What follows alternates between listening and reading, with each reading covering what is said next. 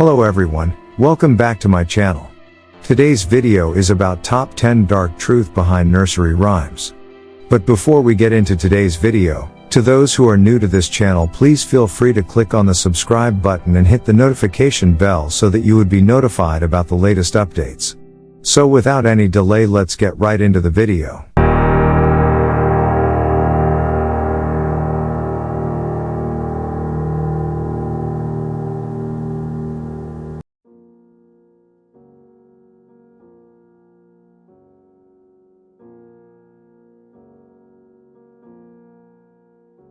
This innocent-sounding rhyme about a sheep and its wool comes with a set of actions that toddlers and preschoolers can easily imitate. But the rhyme actually came about because of the Great Custom, when King Edward I imposed a heavy tax on wool in 1275. Apparently, the harsh tax resulted in 1/3 of the wool being given to the king, or the master, another third for the church, or the dame, and the remaining third for the farmers. An older version of the rhyme actually doesn't attribute a third part to the boy, as the lyrics goes, and none for the little boy who cries down the lane, a possible reference to the poverty of farmers during that time. Some people also wonder if its choice of the color black has any racial undertones, although of course, it's quite possible that it was only because of the B sound that the rhyme used the word black instead of white.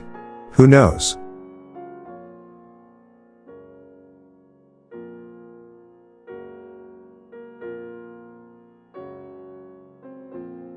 London Bridge is falling down is a nursery rhyme familiar to many of us from childhood games. It describes the repeated attempts to rebuild London Bridge, only for it to fall down again.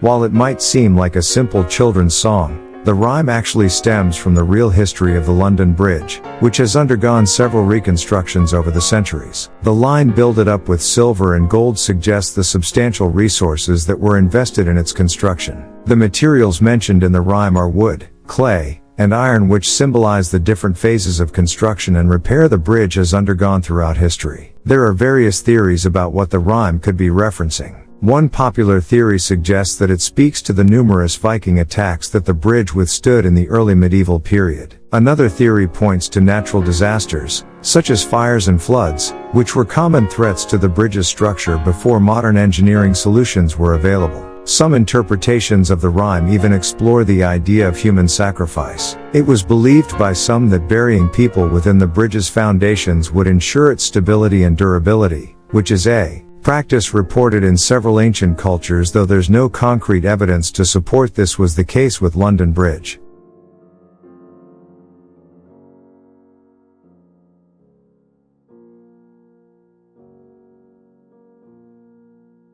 Here We Go Round the Mulberry Bush evokes childhood nostalgia and longing for simpler times. First published in 1840, it also has a surprising origin story. According to historian R.S. Duncan, the inspiration for the mulberry bush dates back more than 400 years. It was a tree that female inmates at Wakefield Prison exercised around. Yet, other scholars argue the story refers to Great Britain's attempt to launch a silk industry by cultivating domestic silkworms. Apparently, they eat mulberries.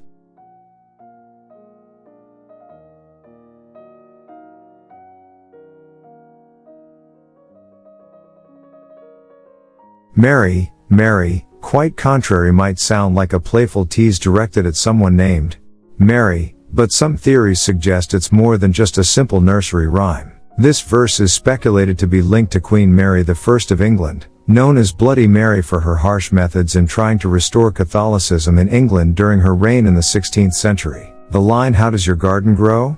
is thought to have a much darker meaning. It's believed to refer to the graveyards that rapidly expanded as a result of the executions of Protestant reformers ordered by Mary I. The silver bells and cockle shells mentioned in the rhyme are thought to symbolize the instruments of torture used during her reign.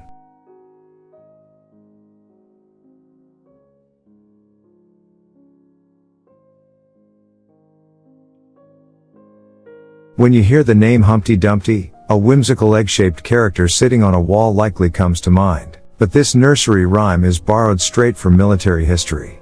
As it turns out, Humpty Dumpty was a gigantic siege cannon. Royalists employed it during the English Civil War in 1648. They set the cannon up at the top of the St. Mary at the Walls Church Tower, where it remained until enemy forces blew up the building and Humpty took his infamous fall.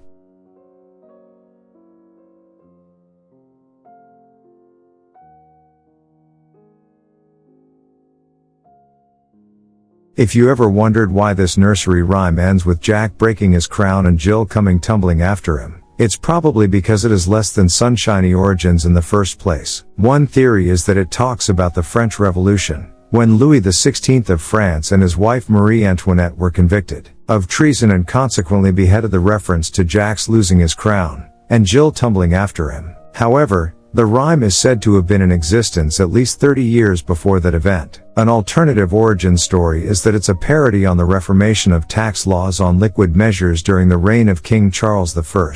Parliament turned down his proposal, so King Charles I pushed to reduce the volume to half and quarter pints, which were then known as Jacks and Gills.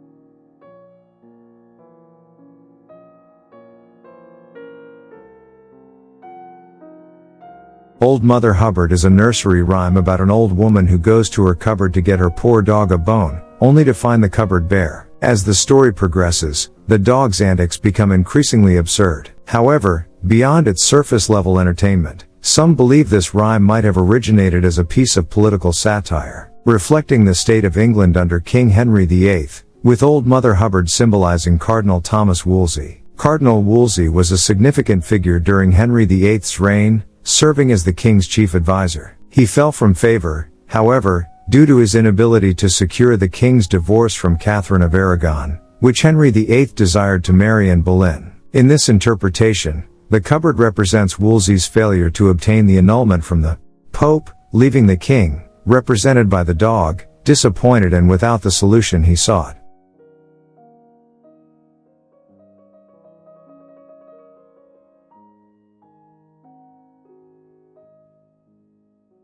Three Blind Mice is a nursery rhyme that tells the tale of three mice who run after the farmer's wife, only to have their tails cut off with a carving knife. While it may seem like a simple, albeit grim, story for children, some interpretations suggest that much like Mary, quite contrary, this rhyme is also linked to Queen Mary I of England. The connection between the rhyme and Queen Mary I's reign lies in the story of the three mice being blind, which is thought to symbolize the blindness of faith or lack of foresight. The three blind mice are believed to represent three Protestant bishops, Hugh Latimer, Nicholas Ridley, and Thomas Cranmer, who were executed for their beliefs during Mary's efforts to restore Catholicism in England. The act of having their tails cut off by the farmer's wife parallels the brutal end they met.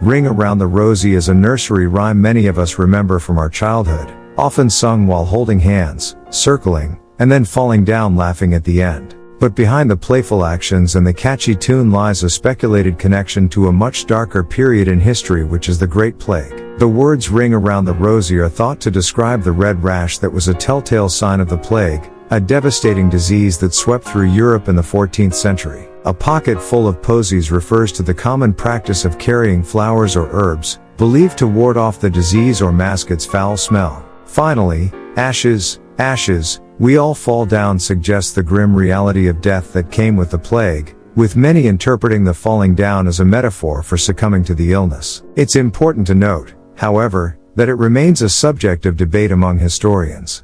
Some argue that the rhyme dates back to a later period and may not have direct ties to the plague.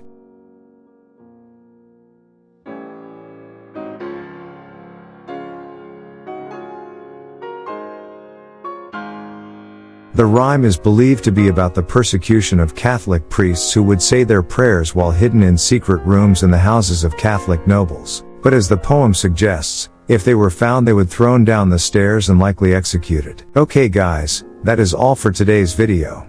Hope you all enjoyed the video. Please don't forget to subscribe to my channel and click the notification bell to receive the latest update from my channel. See you soon in another interesting video. Bye.